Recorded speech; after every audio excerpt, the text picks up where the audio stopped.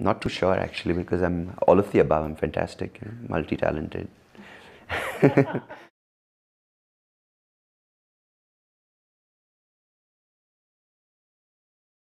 It's nice for the compliments, but it's just I think I'm someone who's happy doing what I'm doing.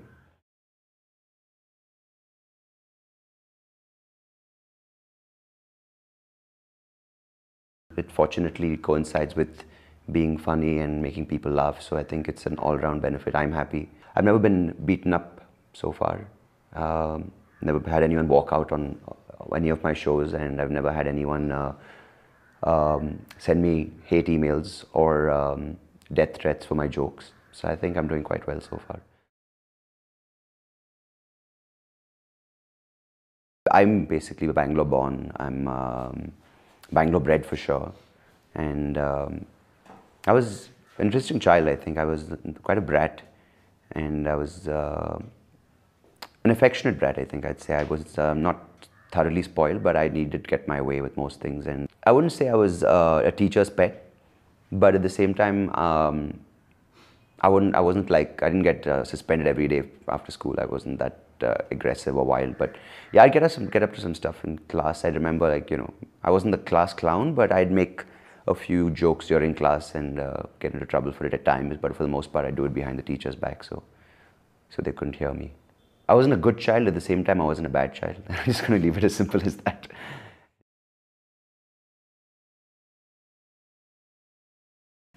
I think it was there. It was, I liked humor and I also liked being funny, but I don't think it was anything, yeah, I mean, it was just there. I didn't look at it as a talent. I didn't look at it as a skill. I didn't look at it as something I can use, especially for a career or for, for the rest of my life as far as I see now. I was diagnosed, I think, between the age of 8 and 9. It wasn't like it didn't happen overnight because they weren't really sure what happened. So I mean, I've been diagnosed with an eye condition. I was, and it still exists. It's called juvenile macular degeneration, and I mean, that in just in simple words is where I've lost my central vision due to cell degeneration, and I'm left with I think 60% and 40% in my left and right eye of peripheral vision, which is basically the side vision. Can't do certain things. I can't read and I can't drive and I can't play sports. Back then, strangely, I could write a little bit. Like I could, I'd get extra time, and I had to have in fact, when it started out, I had all my exam papers enlarged, like through a photocopy machine. The font was increased. So I would be able to read, and I'd get, like, I think 50% extra time.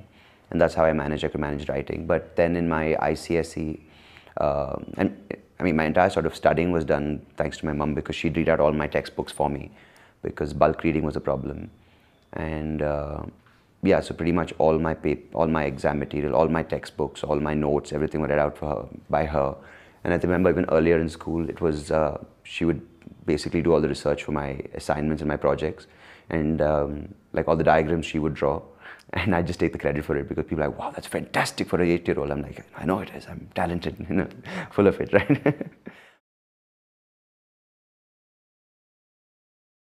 It was good. It was very helpful, like especially with the universities in both places, in Wales and in the US, in Oregon.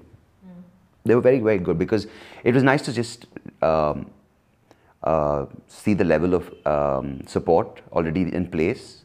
So instead of me asking for, I mean, in fact, I think many times I didn't know what I needed, but when a lot of options are thrown at you, you realize that it will just make life a little easier. So I think that way I just was, how do you call it, exposed, and I think my options, I just knew there was so much more out there in the form of support, in the form of like assistance, technology, etc. I was a terrible student, honestly. I was lazy. I just wanted to get that certificate so people will stop bothering me. That's the only reason why.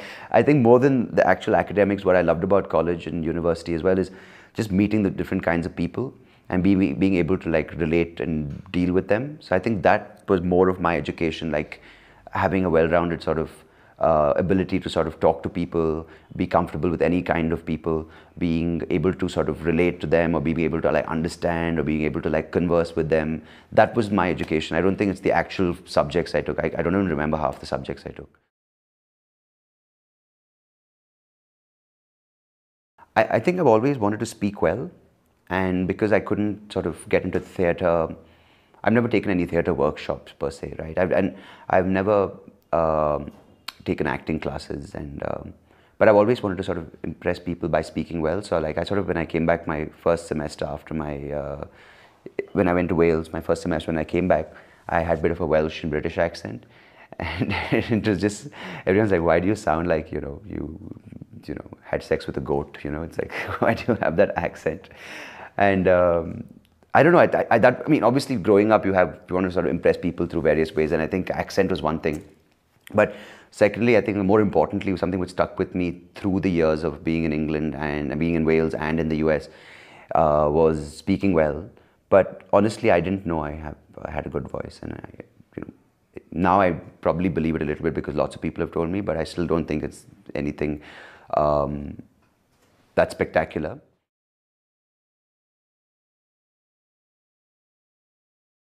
So a friend of mine offered, he just started his advertising agency. It was an idea shop called Happy Creative Services. So he's like, why don't you come and try out being a copywriter, because you have like, you know, witty lines, etc. So it was really nice. It was actually a nice experience because I just got you know, was surrounded by ad people. They're very chilled out, and a very small outfit as well. So we could just get along really well. So the people were nice, but then I realized the job wasn't for me. And in fact, that's where I got my first sort of exposure to radio, because I was working with this character called Chamraj Charles, who was this you know, this Bangalore guy giving a take on life, and I didn't do the voice. I was just writing for it, and that's my first sort of experience going into a studio, being on the other side of the booth, and this guy's doing all these takes, and I'm like, oh, this sounds like an interesting option. I wouldn't mind doing this. And then I moved to, of course, the dream job of the IT job, which was. I was again a copywriter there. In 2009, Veer came down with these amateur comedy nights. So it was a competition where anywhere between, I don't know, I did 3 of those over the course of a year, like 2-minute spots. 5 to 10 people would compete, and the best person would get a 5 minutes for the next time he came down. So I won. First 2 times I was awful. Third time I was a little better, and so happened that I was the best, considering that others were not doing that well that evening. So I got a longer spot. So, but at that point, it had given me this thing where I was like, I need to get on stage. I need to see whether I can make people laugh. And there's more to do in just 2-3 minutes. I want to do 10 minutes. I want to do 15 minutes. I want to talk in front of people. I want to get their attention, and I want to get them to laugh at what I have to say about society, life, and about myself. First, I just thought it's like standing there and doing jokes, but then the sort of the finer things came in, like modulation, seeming natural, writing jokes which are a little deeper, and writing jokes which are, you know, how to sort of learn how to use these jokes in different settings. It's not just going with the same script. It's like, you know, adapting the script with the jokes, with the circumstances, with the situation. So all those things started happening on the side, and then the IT job was done with in 2011, August. And then I joined this internet radio startup thinking that I can actually write my comedy content and try it in the format of a show. So that's when I realized 2012 January, I got this big break from the Comedy Store in Bombay. And they gave me a weekend of 6 shows, and I said, that's it, I'm done with all these other jobs. I'm going to do stand-up comedy, and whatever happens.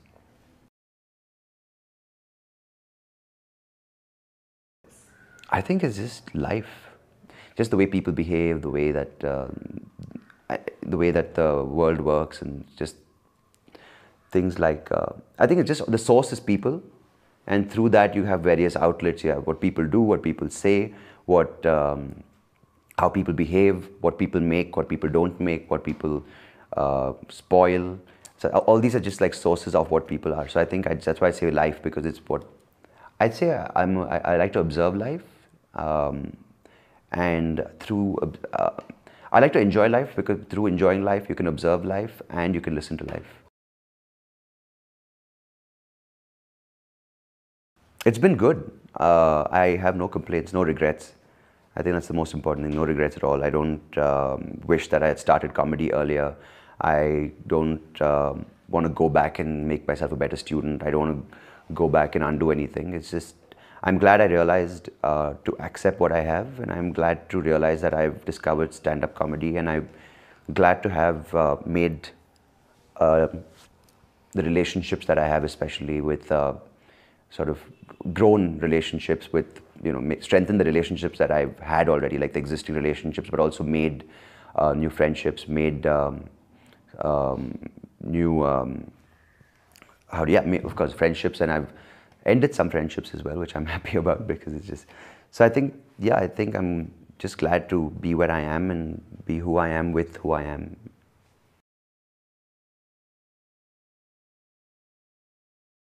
Don't do it, I'd say, because there's more competition for me. Don't do it because you want to get popular. Don't do it because you want to get the ladies or the money. And don't do it if you're doing it because you're not original. Like if you're original, because if you start copying, then there's no point, because then you're you're a puppet of someone else's thoughts.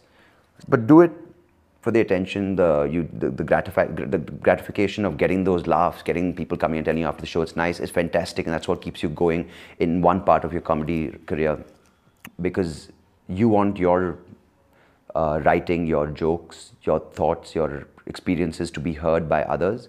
That's when you know you can become a stand-up comedian. It's not because you nail it the first night or the first 15th night. I mean, the first 15 times would be terrible. But just that you go back there and you want to be on that stage holding a mic, talking to people and sharing your ideas on whatever it is. That's when you know you're a stand-up comic. I think if you're fake, you're not going to be a good comic. I think if you're overconfident and you have everything in life, you're not going to make it as a comic. You've got to have some issues, because if life is perfect, it's boring, right?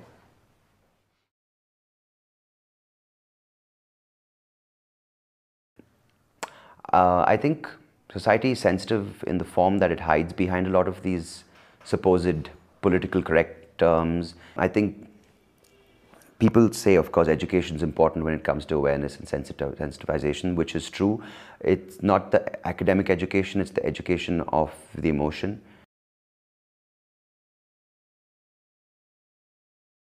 Just be a child, have fun, make mistakes, get hurt, and hurt people, because that's the only way you'll know.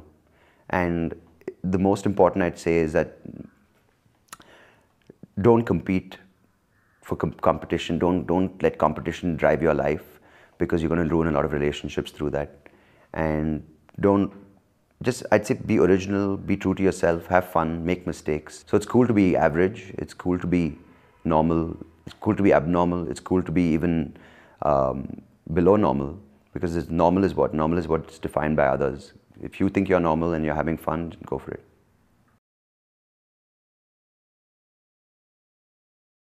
I think I'd like to tell a lot of the teachers that enjoy what you're doing. It's really stupid that you mug up something and then ask someone else to mug up what you've mugged up. It's like a cycle of mugging up, and no one learns.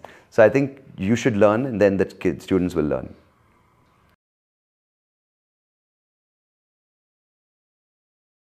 A couple of sort of very fond memories I have is one being dressed up in my aunt's bra and panties, and they were like 3 times too big. So I had to figure, like, no, I didn't dress up on my own. I was dressed up in it, so it's not like I enjoy bra and panties. Dressing up like that, and my uncle catching me, and my uncle's a very proper, like, British person. He's like, "Oh, young man, that's lovely." And he didn't say that. He said, "Get out of those ridiculous clothes." I was a real prick as a child. I'm glad, actually, that I lost my sight. That's why I became nice. It's true.